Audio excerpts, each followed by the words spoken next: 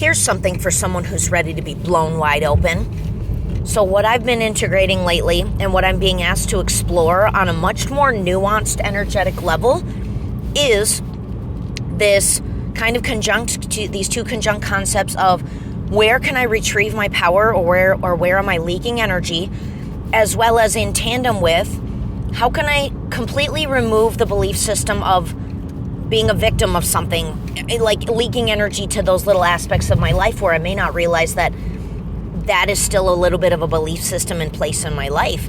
And so something I want to speak to when you start on a spiritual journey is very often you're an empathic kind of person. You feel deeply.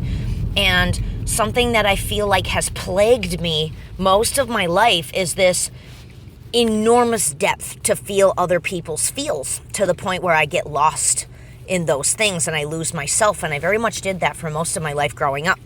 Had no idea that was what was going on.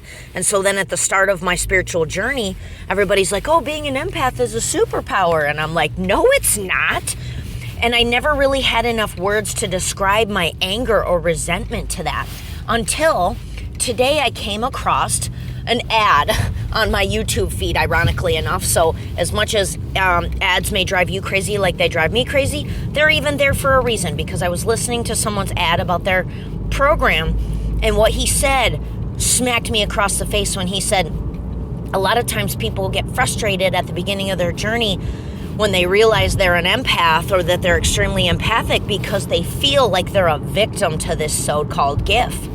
And I was like, oh, you hit it on the head right there. That's exactly what I felt like most of my life, is that I'm a victim to this so-called superpower of being able to feel so deeply that I can sense and feel others energetically, emotionally, spiritually, and it's often very tumultuous. It's painful. It's difficult to sort through what's mine and what's not mine. This so-called gift is quite a responsible weapon to yield, and it takes quite a bit of discernment and control of oneself to do that.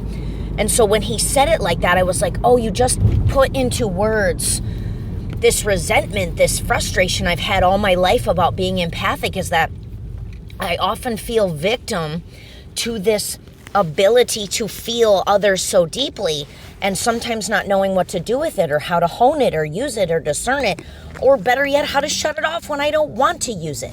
But what it circled back around to was this thought that I've been repeating to myself a lot lately, or that's been being reinforced lately, is that I'm not a victim of anything. And yet here I am, still leaking energy, still leaking life force to this concept that being empathic is just as much of a curse as it is a superpower. And that is something that I am being called to heal right now. Like figure it out, put it together right now, so that I can pull back my power in yet another tiny corner of this area of my life. And so I want to encourage someone out there, whether you're just starting the journey and you're feeling overwhelmed by the thought of, oh yeah, I resonate with the label empath, but it doesn't feel like a superpower because I feel overwhelmed all the time about feeling others' feels and feeling so much feels that I don't know what to do with it, and it's swamping and overwhelming.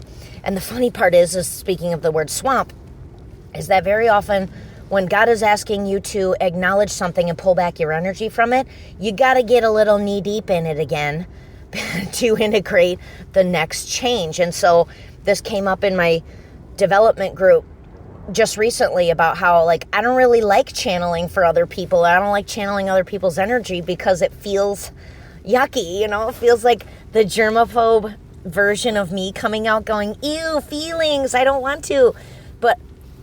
And we all laughed about it. But in the end, to turn back and face it directly, that's exactly what I'm being asked to do right now, is to dig deeper into channeling others and to connecting in that soul-to-soul level and being able to sit with what I feel coming from another person, and yet wield that tool, that gift responsibly, in understanding how I'm meant to use it to be of service to not only myself, but anyone else around me that it is meant to be of service to.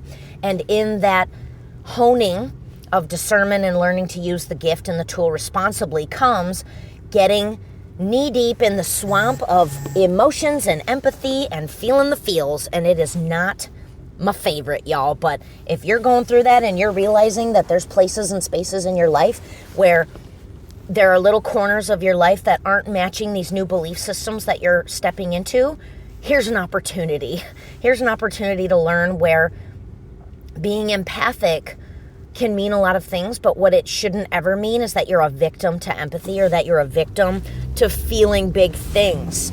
And so whether that's you're hearing the word empath for the first few times, or you're in a place like me where you truly believe you're stepping into the belief system of you're not a victim of anything, and that also means that you get to fine-tune, you get to,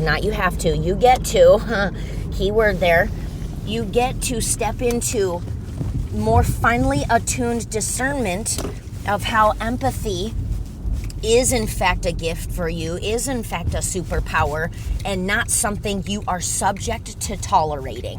Did you hear what I just said? Did I hear what I just said? Empathy, superpower of empathy, is not something that you are subject to tolerating in this life because you are spiritual, empathic, or of service. It is a gift, it is a tool that you are being called to use to discern more intuitively, more wisely, hone your craft, hone your ability so that you are never a victim to a spirit, even something such as a spiritual gift, because there are times where we can feel victim to gifts and our lack of understanding of them. So someone needed to hear that today.